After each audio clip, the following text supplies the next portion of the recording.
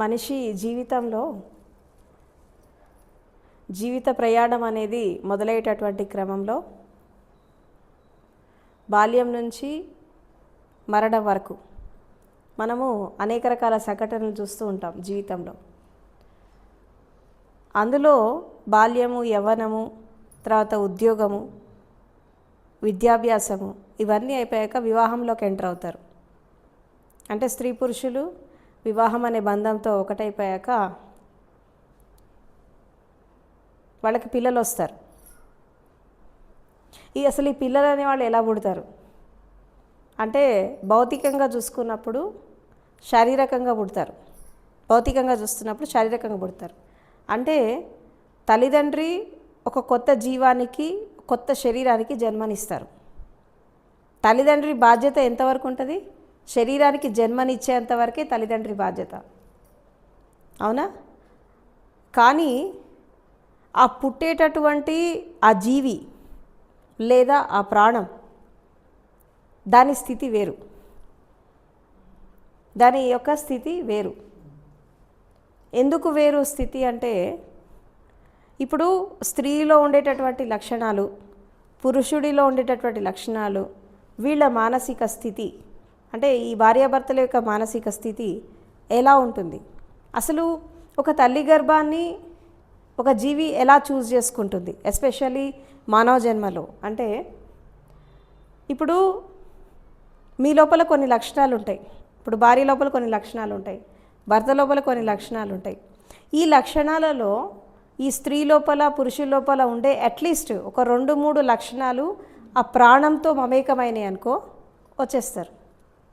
మొత్తం కలవక్కర్లా, ఒక 2-3 క్యారెక్టరిస్టిక్స్ అది స్త్రీలో ఉన్న, పురుషుడిలో ఉన్న ఆ మదర్ ఊంబుని సెలెక్ట్ చేసుకుంటుంది ఆ ప్రాణం అనేది.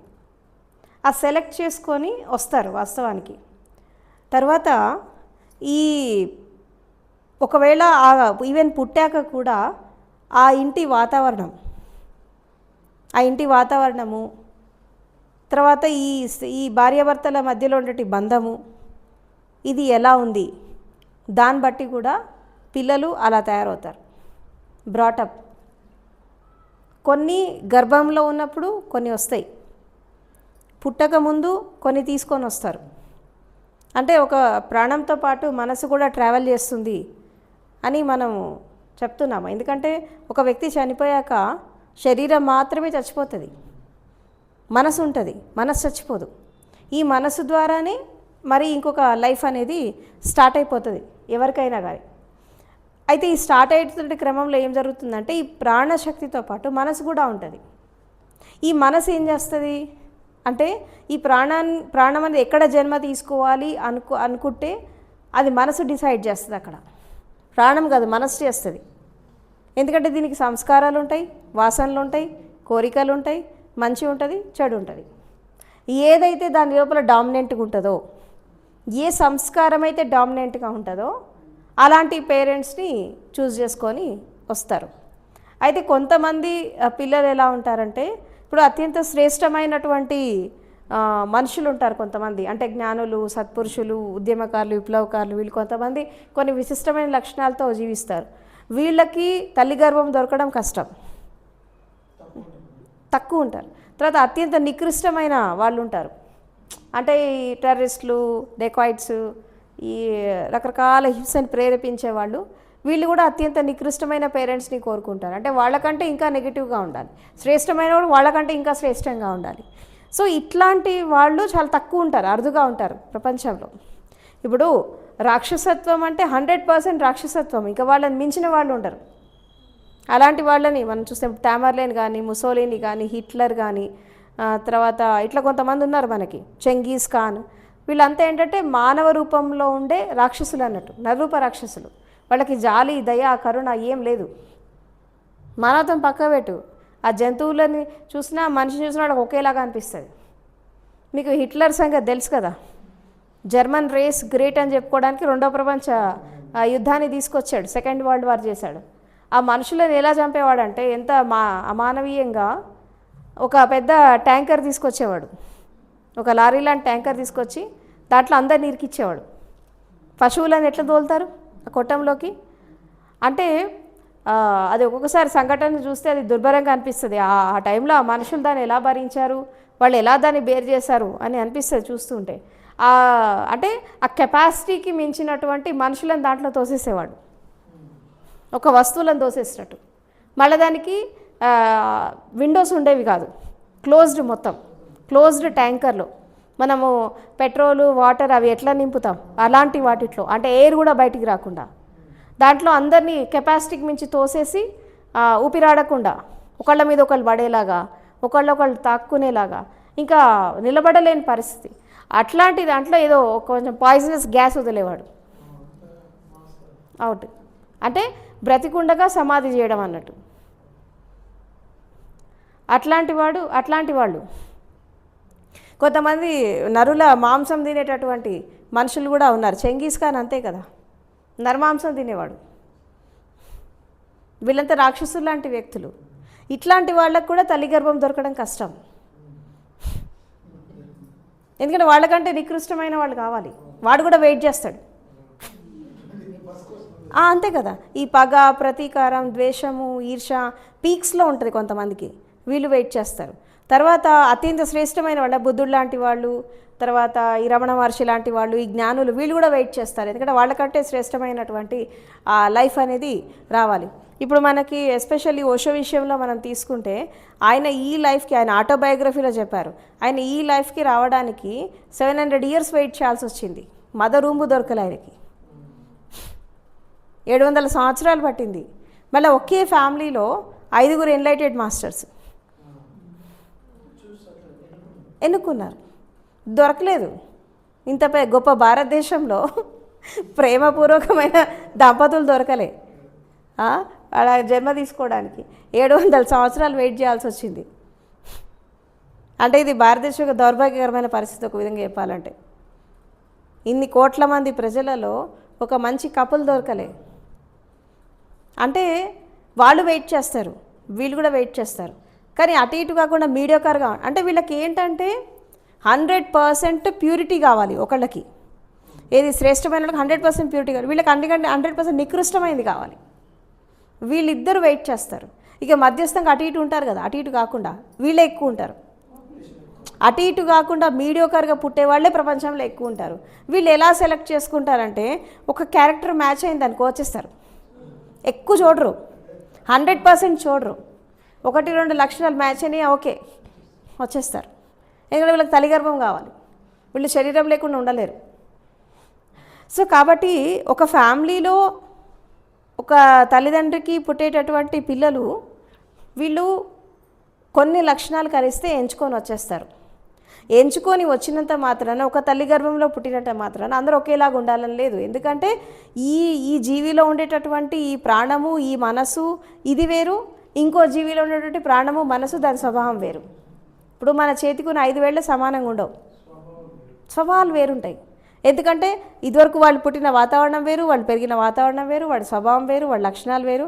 ఒకే ఫ్యామిలీలో పుట్టినా, ఒకే తల్లికి పుట్టినా ఎందుకు డిఫరెంట్గా ఉంటారు అంటే, వాళ్ళు ఆ లక్షణాలను తీసుకొని, ఇక్కడ తల్లితో తండ్రితో సంబంధం లేదు. ఒకటే గుర్తుపెట్టుకోండి, తల్లిదండ్రి పిల్లలకి కేవలం శరీరం మాత్రమే ఇస్తారు, అంతకుమించి ఏది ఇవ్వరు. నీ గర్భం నుంచి బయటకు వచ్చాడంటే నువ్వు శరీరాన్ని దానం ఇచ్చావు ఆ జీవికి, నీ ద్వారా బయటకు వచ్చింది. అందుకే అంటారు తల్లిదండ్రులు పిల్లల్ని కంటారని, పిల్లలు రాతల్ని కనరని అంటారు. రాతలు ఎందుకు కనరంటే వాడికి సంబంధమే లేదు. ఒక మార్గం అయ్యావు నువ్వు ఆ జీవి భూమి మీద రావడానికి నువ్వు ఒక మార్గం అయ్యావు, ఒక ప్యాసేజ్ అయ్యావు, మీడియేటర్ అంతే. మళ్ళీ దాని లక్ష్యం, దాని గమ్యం దానికి ఉంటుంది, నీకు సంబంధం లేదు. మళ్ళీ ఇప్పుడు సరే పెరుగుతున్నటువంటి క్రమంలో మంచి చెడు చెప్తూ, గైడెన్స్ ఇస్తూ, అన్ని ఇస్తూ పేరెంట్స్ చేస్తారు. కానీ వాడి లోపల బలమైన సంస్కారం అనేది ఉన్నప్పుడు నువ్వేం చేయలేవు. నువ్వెంత చెప్పినా వినరు, వాడు వెళ్ళిపోతూ ఉంటాడు. అది వెళ్ళిపోతూ ఉంటారు. ఆ వెళ్ళిపోతున్నప్పుడు ఏం జరుగుతుంది అంటే, నువ్వు వాళ్ళని కంట్రోల్ చేయలేవు. ఏదైనా ఒక ఏజ్ వచ్చేంతవరకు చెప్తారు. హార్డ్లీ పిల్లలు మాట వినేది 10-12 సంవత్సరాలు. ఈ రోజుల్లో అయితే 12 ఏళ్ళే. ఒకప్పుడు 20 ఏళ్ళు వచ్చినా వినేవాళ్ళు, ఇప్పుడు వింటలేరు. Only 12 years. ఆ 12 years లోపు ఏమైనా చెప్తే మోల్డ్ చేసుకుంటే అవుతారు. అంటే మారకూడదు అని ఏం లేదు, మారచ్చు. కానీ ఇక్కడ వీళ్ళ పేరెంట్స్ వీళ్ళు ఇచ్చేటటువంటి సిస్టమేటిక్గా వీళ్ళు పెంచే విధానాన్ని బట్టి ఉంటుంది. వీళ్ళ రిలేషన్షిప్స్, వీళ్ళ ఫ్యామిలీ, వీళ్ళ కుటుంబ వ్యవస్థ, వీళ్ళ స్థితిగతులు ఇవన్నీ కూడా పిల్లల మీద ఎఫెక్ట్ అవుతాయి. అంటే లేనివి కూడా వస్తాయి, మళ్ళీ ఈ లైఫ్కి వచ్చాక లేనివి కూడా వస్తూ ఉంటాయి. సో కాబట్టి ఇక్కడ ఏంటంటే ప్రతి ఒక్క స్థితిలో మనము శరీరానికి జన్మనిస్తామే తప్పించి వాళ్ళ బుద్ధులకి కాదు, వాళ్ళ జీవితానికి కాదు. ఎందుకంటే ఎవరి తలరాత వాళ్ళే రాసుకుంటారు, ఎవరి లైఫ్ డిజైన్ వాళ్ళే చేసుకుంటారు. ఒక మార్గం కుటుంబాన్ని ఎంచుకోవడం, ఈ తల్లి గర్భాన్ని ఎంచుకున్నారు కాబట్టి మన బాధ్యతగా మనం చేస్తాం, అంతవరకే. తర్వాత మళ్ళీ వాళ్ళ లైఫ్, వాళ్ళ స్థితి వాళ్ళకి డిఫరెంట్గా ఉంటుంది. ఇప్పుడు ఒక కడుపులో పుట్టిన అన్నదమ్ములు కానీ అక్కచెల్లెలు కానీ కలిసి ఉండాలని కూడా ఏం లేదు. కొంతమంది కలిసి ఉంటారు, కొంతమంది కలవరు. కాబట్టి ఎవరి లైఫ్ వాళ్ళకి అయిపోతుంది. కాబట్టి దీని గురించి పెద్దగా వరి అవ్వాల్సిన అవసరం లేదు, అలా అవ్వాలి కూడా, అవుతేనే మంచిది. ఇప్పుడు రిలేషన్షిప్స్ అనేవి నిలుపుకోవాలి. అది ఏ బంధమైనా, భార్యాభర్తల సంబంధం కానీ, తల్లి పిల్లల సంబంధం కానీ, ప్రేమికులు కానీ, ఫ్రెండ్స్ కానీ, చుట్టాలు కానీ, బంధువులు కానీ, ఈ రిలేషన్స్ అన్నీ ఏంటంటే ఇద్దరికి ఉంటే కలిసి ఉంటారు, లేకపోతే విడిపోతారు. ఏ బంధమైనా ఇద్దరు కలిస్తేనే రిలేషన్, ఒక్కళ్ళకు ఉంటే కుదరదు. అది వన్ సైడ్ లవ్ అనేది, వన్ సైడ్ ఎఫెక్షన్ అనేది పనిచేయదు. అది ఇద్దరు ఉంటేనే కాదు. రిలేషన్షిప్ అంటేనే ఇద్దరు. ఆ ఇద్దరికి సఖ్యత లేనప్పుడు కలవరు. అది అన్నదమ్ములైనా, అక్క చెల్లెలైనా, వైఫ్ అండ్ హస్బెండ్ అయినా, ఏ రిలేషన్ అయినా అంతే. కాబట్టి ఇక్కడ రిలేషన్షిప్లో ఇద్దరి అంగీకారము, ఇద్దరి అండర్స్టాండింగు, తర్వాత ఇద్దరు జీవితాంతం కలిసి ఉండాలనే కమిట్మెంట్, ఇవన్నీ ఉంటేనే అన్నదమ్ములైనా, అక్క చెల్లెళ్ళైనా, భార్యాభర్త అయినా, తల్లి పిల్లలైనా వీళ్ళు కలిసి ఉంటారు, లేకపోతే ఉండరు. ఉండాలనే రూల్ కూడా ఏం లేదు. ఇప్పుడు ఎందుకంటే ఇవాళ రేపు ఒక 20 ఏళ్ళు వస్తే సెటిల్ అయిపోతున్నారు, ఏదో సాఫ్ట్వేర్ అన్నీ చూసుకొని వెళ్ళిపోతున్నారు. ఎక్కువ కాలము అన్ఎంప్లాయ్గా ఉండలేరు. ఇవాళ రేపు చాలా తక్కువ మంది ఉంటారు అట్లాంటి వాళ్ళు. ఎక్కువ కాలము పేరెంట్స్ మీద డిపెండ్ అయితలేరు. వాడి 18 ఏళ్ళు వచ్చినాయంటే ఏదో ఒక విధంగా సెటిల్ అవుతూనే ఉన్నారు, వాళ్ళ డెసిషన్స్ వాళ్ళు తీసుకుంటున్నారు. ఒకప్పుడు పిల్లలు సెటిల్ కావాలంటే 25 ఏళ్ళు వచ్చేది, ఇప్పుడు ఆ పరిస్థితి లేదు. ఈ సైన్స్ అండ్ టెక్నాలజీ పెరిగాక, ఈ సాఫ్ట్వేర్ కంపెనీస్ వచ్చాక డిగ్రీ అయిపోయిందంటే కథం, 18 ఏళ్ళకి అయిపోతే చలో ఏ సాఫ్ట్వేర్ ఎంప్లాయీ చూసుకో, వెళ్ళిపో, ఫారెన్ వెళ్ళిపో, ఎక్కడికైనా వెళ్ళిపో. అంటే ఇవాళ రేపు ఎంప్లాయ్మెంట్ అనేది ఈజీ అయిపోయింది, ఆడపిల్లలకు కానీ మగపిల్లలకు కానీ. సో దీనివల్ల ఏమైపోయిందంటే ఇండిపెండెన్సీ వచ్చింది, ఇండివిజువాలిటీ పెరిగింది, ఫైనాన్షియల్ ఫ్రీడమ్ వచ్చింది.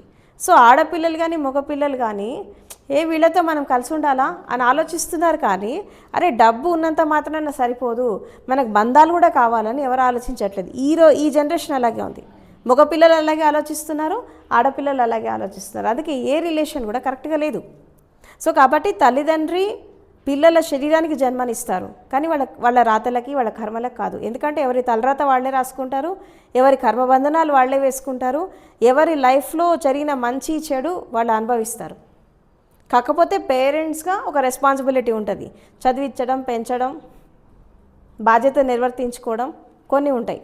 అంతవరకే, చెప్పేంతవరకు చెప్తారు, తర్వాత లీవ్ ఇట్, అంతే. ఇక వాళ్ళ ఇష్టం. అది మొక్క యొంగనిది బాగానే యొంగుతుందా? మొక్కలో ఉన్నప్పుడే వంచాలి పిల్లల్ని, తర్వాత మాట వింటారా? వినరు. చిన్నప్పుడు బాగా గారాబం చేస్తారు. వాడు అబద్ధం ఆడినా మంచోడే కదా, వాడు అల్లరి చేసినా మంచోడే, గారాబం కదా. అమ్మో నా కొడుకు, నా బిడ్డ, వాడు తప్పు చేసి వచ్చినా సమర్థిస్తారు, అబద్ధం ఆడినా సమర్థిస్తారు, అసత్యం మాట్లాడినా సమర్థిస్తారు. ఇట్లా సమర్థిస్తే కదా మొక్క మానైపోతుంది. అప్పుడు వంగు అంటే వంగుతుంది అది, ఎందుకంటే దానికి అలవాటైపోయింది. ఇప్పుడు విషబీజం అనేది చిన్నప్పుడు నాటినప్పుడు అది విషవృక్షంలాగానే ఎదుగుతుంది, అంతేగాని మామిడి చెట్లకు ఎదుగుతుందా? ఎదగదు.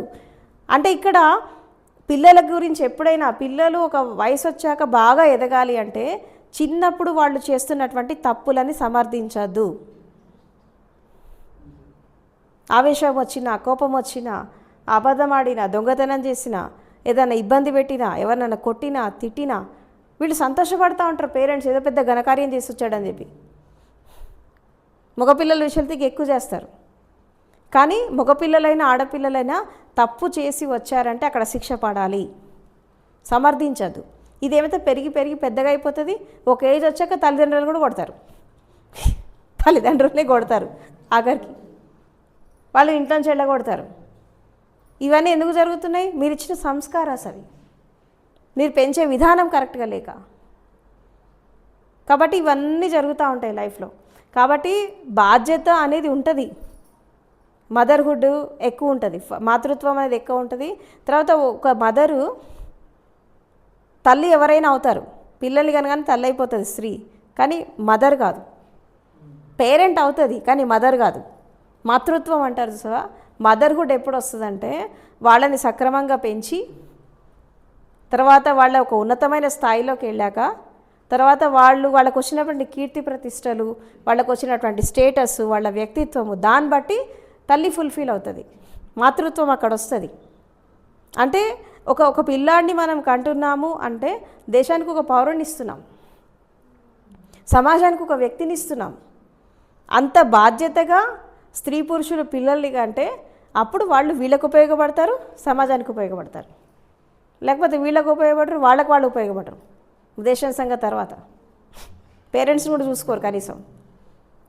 అంటే వీటన్నిటికీ మూల కారణం ఏంటి అంటే, ఎందుకు ఒక తల్లి గర్భంలో పుట్టిన పిల్లలు ఒకలాగా ఎందుకు ఉంటారంటే వీళ్ళలో ఉండే మానసిక స్థితి వేరు, వాళ్ళలో ఉండే మానసిక స్థితి వేరు, వీళ్ళ వ్యక్తిత్వం వేరు, వాళ్ళ వ్యక్తిత్వం వేరు. ఒకళ్ళది మంచి ఉంటుంది, ఒకళ్ళది చెడు ఉంటుంది. కాబట్టి ఒక తల్లి గడుపులో పుట్టిన పిల్లలైనా డిఫరెంట్గా ఉంటారు, ఎందుకంటే అది సృష్టి ధర్మం, అది అలా ఉండాలి కూడా. ఇప్పుడు ఒక చెట్టుకి ఆకులు ఒకేలాగా ఉంటాయా? డిఫరెంట్గా ఉంటాయి. మరి ఒకే చెట్టు కదా, కానీ ఆకులు డిఫరెంట్గా ఉంటాయి. అప్పుడప్పుడు పువ్వులు కూడా డిఫరెంట్గా వస్తూ ఉంటాయి. ఎందుకు వస్తాయి అంటే దాని స్వభావాన్ని బట్టి వస్తాయి. కాబట్టి మనుషులు కూడా అంతే. కాబట్టి తల్లిదండ్రి వాళ్ళ శరీరానికి జన్మనిస్తారు కానీ వాళ్ళ వాసనలకి, కోరికలకి, వాళ్ళ సంస్కారాలకి వీళ్ళు జన్మనివ్వరు. కాకపోతే వీళ్ళు పెంచే విధానాన్ని బట్టి వాళ్ళని మార్చుకునే అవకాశం వీళ్ళ చేతుల్లో ఉంటుంది. ఏది? చైల్డ్హుడ్లో 10 ఏళ్ల లోపు. ఇక తర్వాత వదిలేయాల్సిందే ఇంకా, ఎందుకంటే వాళ్ళు మారరు. నువ్వు చిన్నప్పుడు వంచలేదనుకో, తర్వాత వంగరిగా, ఇక వాళ్ళ స్వభావంతో వాళ్ళు ఎదుగుతూ ఉంటారు. సో కాబట్టి పిల్లల విషయంలో మనం బాధ్యతగా వ్యవహరించేటట్టయితే, సరిగ్గా పెంచేటైతే పిల్లలు కనాలి, లేకుంటే కనద్దు. ఇప్పటికే భూమి మీద జనాభా ఎక్కువైపోయింది, ఇంకెందుకు పెంచుడు పనిలేక, అంతే కదా. ఇప్పుడే భూమి పట్టనంత జనాలు వచ్చేసారు, భూమి కూడా పట్టదేమో అప్పుడప్పుడు, అందుకే అడవులను నరికేస్తున్నారు. కాబట్టి లైఫ్లో ఎప్పుడైనా సరే పిల్లల విషయంలో జాగ్రత్తగా వ్యవహరించాలి. అందులో పిల్లలు ప్రభావితమయ్యేటటువంటి పనులు తల్లిదండ్రి ఎప్పుడు చేయొద్దు వాళ్ళ ముందు. దానివల్ల కూడా వాళ్ళ మీద నెగటివ్ ఇంపాక్ట్ అనేది ఉంటుంది. చిన్నపిల్లలే కదా, వాళ్ళకి ఏం తెలుసు అని అనుకుంటారు, కానీ ప్రతిదీ అబ్జర్వ్ చేస్తారు పిల్లలు, ప్రతిదీ గమనిస్తారు. 1 year బేబీ నుంచి అన్నీ అబ్జర్వ్ చేస్తూ ఉంటారు, ప్రతిదీ తెలుస్తూ ఉంటుంది. కాబట్టి కొంచెం జాగ్రత్తగా వ్యవహరించడం ఇదంతా. లేకపోతే ఒక ఏజ్ వచ్చాక ఇట్లనే కొట్లాడతారు పడకుండా. కాబట్టి మీరు ఎప్పుడో అడగాల్సిన క్వశ్చన్ ఇప్పుడు అడుగుతున్నారు, ఎప్పుడో అడగాల్సిన ప్రశ్న ఇప్పుడు అడుగుతున్నారు. బట్ ఎనీవే, మీరు అడగడం ద్వారా చాలామందికి ఇది ఉపయోగపడుతుంది. Thank you so much.